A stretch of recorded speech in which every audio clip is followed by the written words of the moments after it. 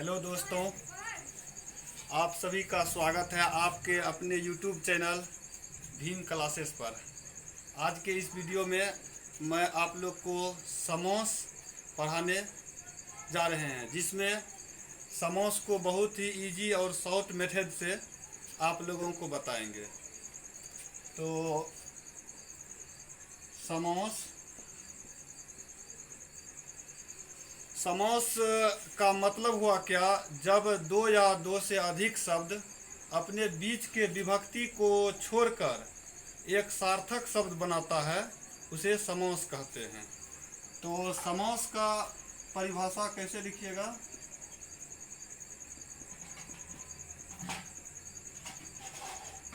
जब दो या दो से अधिक शब्द अपने बीच की विभक्ति को छोड़कर कोई सार्थक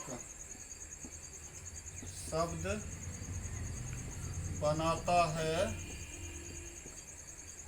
उसे समोस कहते हैं।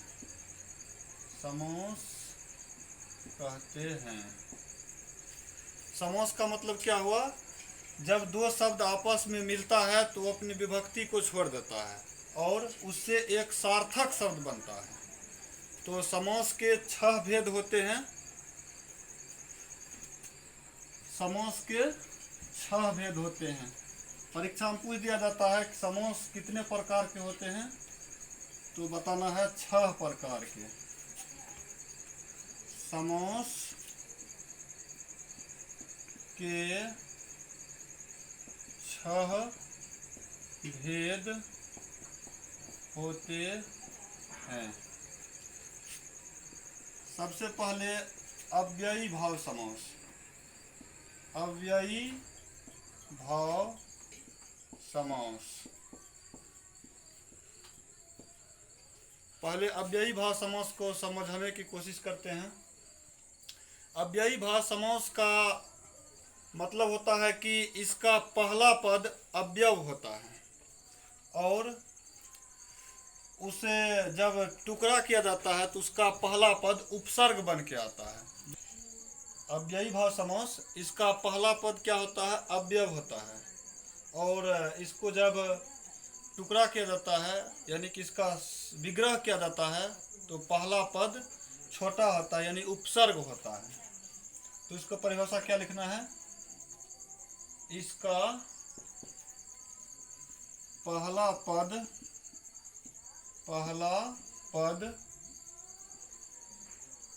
अव्यय होता है और विग्रह करने पर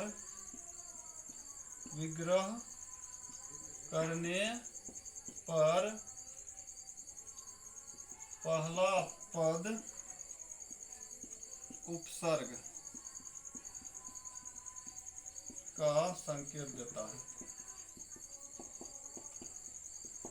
उपसर्ग का संकेत देता है। पहला पद क्या होता है? इसका अव्यय, और उपसर्ग होता है इसका पहला पद जब विग्रह किया जाता है। तो इसका एग्जाम्पल समझते हैं।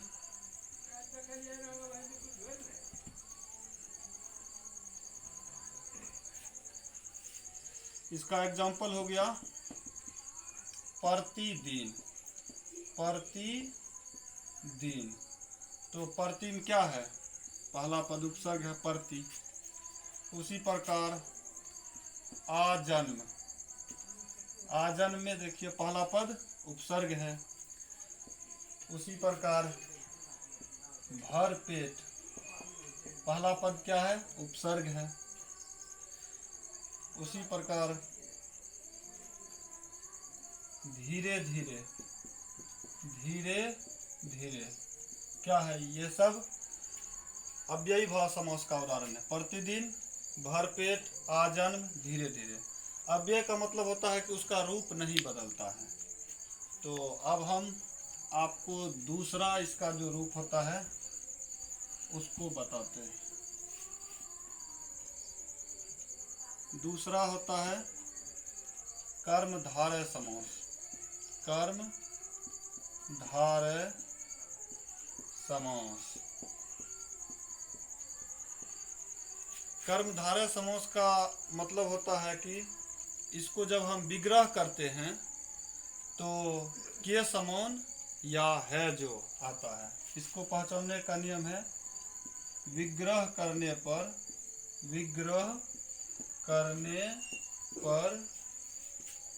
के समान या है जो आता है। कर्मधारय समास को पहचानने का नियम क्या है? विग्रह करने पर के समान या है जो आता है। इसका एग्जांपल नील कमल। तो इसको विग्रह करने पर क्या होगा? नीला है जो कमल। नीला है जो कमल, है जो आया। उसी प्रकार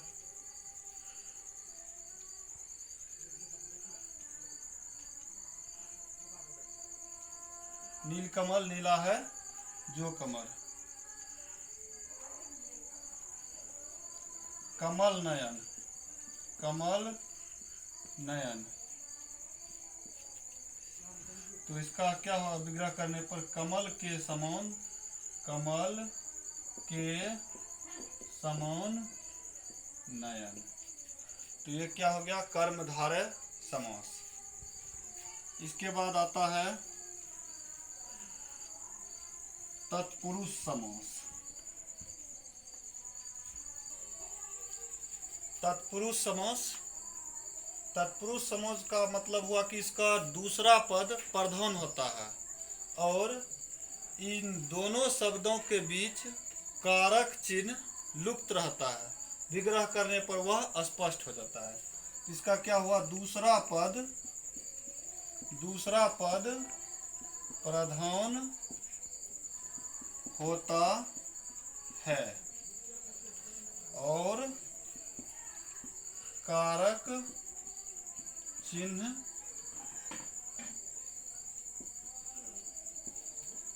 लुप्त रहता है। तत्पुरुष समास का मतलब क्या हुआ? इसका दूसरा पद प्रधान होता है और कारक चिन्ह लुप्त रहता है। इसका एग्जाम्पल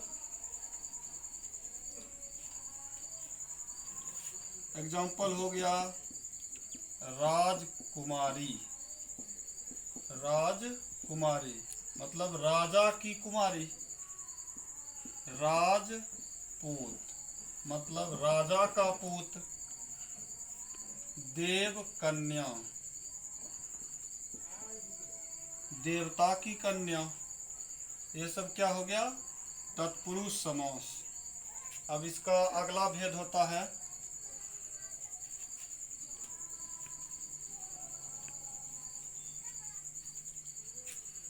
द्वंद्व समास। द्वंद्व समास। द्वंद्व समास का मतलब हुआ कि दोनों पद प्रधान, दोनों पद प्रधान और दोनों एक दूसरे के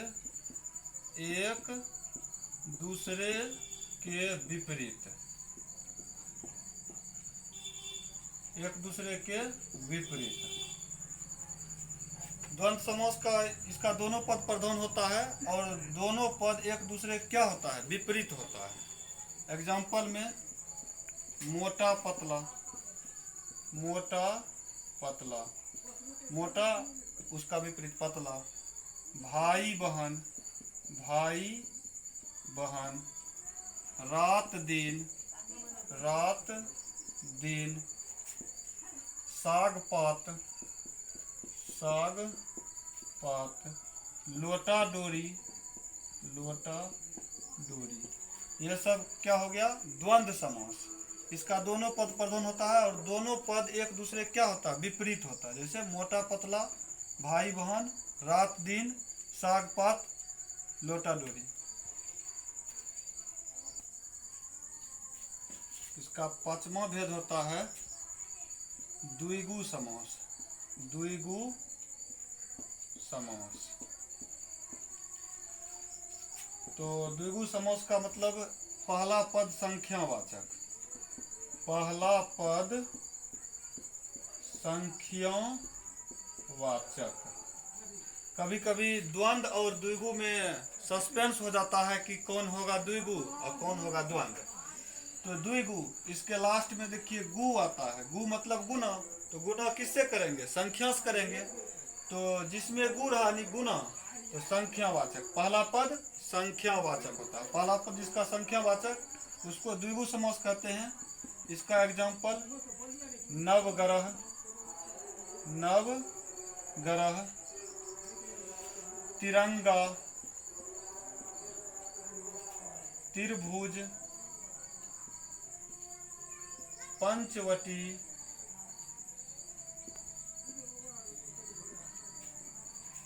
चौराहा। ये सब क्या हो गया? द्विगु समास। पहला पद संख्यावाचक, जिसका पहला पद संख्यावाचक होता है उसे द्विगु समास कहते हैं। इसको समझने का ट्रिक है कि इसमें गु आता है। गु मतलब गुना। गुना किससे किया जाता है? संख्या से। तो अब तो द्वंद्व और द्विगु में सस्पेंस होने की कोई बात ही नहीं है। तो अब इसका अगला भेद रह गया। अब लास्ट रह गया बहुब्री समास। बहुब्री समास का मतलब क्या होता है? सामान्य अर्थ को छोड़कर विशेष अर्थ को धारण करता है। सामान्य अर्थ को छोड़कर विशेष अर्थ को धारण करता है। यह समास क्या हुआ? सामान्य अर्थ में नहीं रहता, विशेष अर्थ में रहता है। बस समझने का बिल्कुल आसान नियम है। जैसे एग्जाम्पल हो गया नीलकंठ। नीलकंठ, इसका मतलब क्या हुआ? जिसका कंठ नीला है, अर्थात सुग्रीव। दशानन, दशानन यानी जिसको 10 आनन है, यानी कि रावण।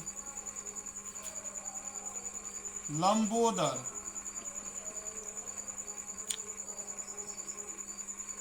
जिसका उदर लंबा है, लंबोदर। ये सब क्या हो गया? बहुब्री समास का उदाहरण।